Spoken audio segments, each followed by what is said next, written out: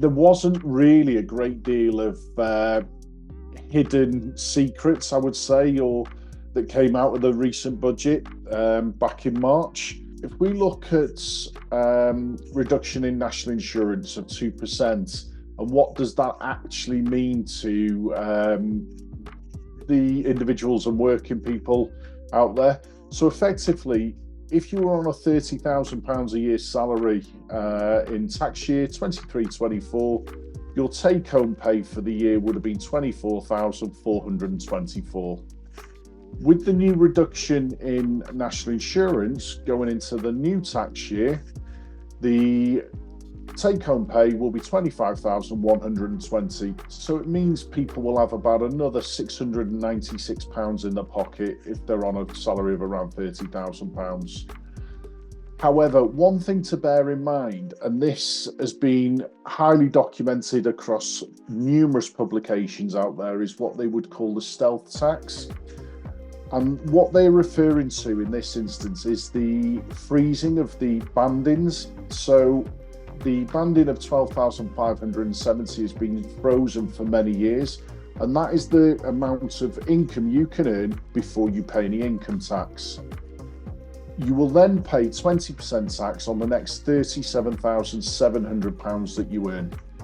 Again, that has been frozen, and the Chancellor is expecting to freeze that continually until around 2028.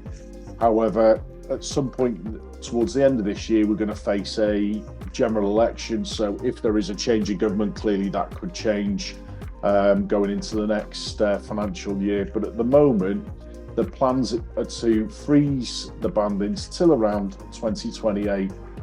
What this actually means, and if we look at the things that we talked about back in the earlier part of the year, was around wage inflation. So if we go back to June in 2023, wage inflation was going at around 8% a year. So what does that mean? It meant that the average earnings of people were going up by about 8% a year. Now, I know that might not apply to everybody, so don't shoot me down when I say that, of course. But this year, wage inflation is down, hovering at somewhere between 5 and 6%, but it's still rising quicker than inflation. The recent inflation figures that were out were inflation has dropped to 3.7%. Doesn't mean things are getting cheaper.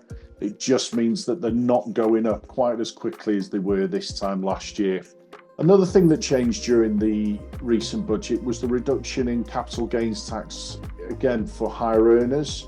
So at the moment, if you sell a property and it makes a gain, you will be paying 28% tax. But as of the new tax year, any gains would be reduced from 28% to 24%. Unfortunately, there's been no change to basic rate taxpayers, so they will still be liable to 18% on their gains. Lifetime allowance has now been abolished for pensions, so there is people before would have had an allowance of 1,073,100. There is no allowance now on pensions. You can have as much as you want in a pension. There is no lifetime allowance tax charge. But again, the Labour government have made a lot of noise that they would potentially look to reintroduce lifetime allowance if they took power at the next general election. So we'd have to wait and see on that one. I do believe that the government have held back on any major changes. They do want to see inflation come down. You know, Rishi Sunak committed to halving inflation by the end of the year. How much of that is down to him and his policies is open to interpretation.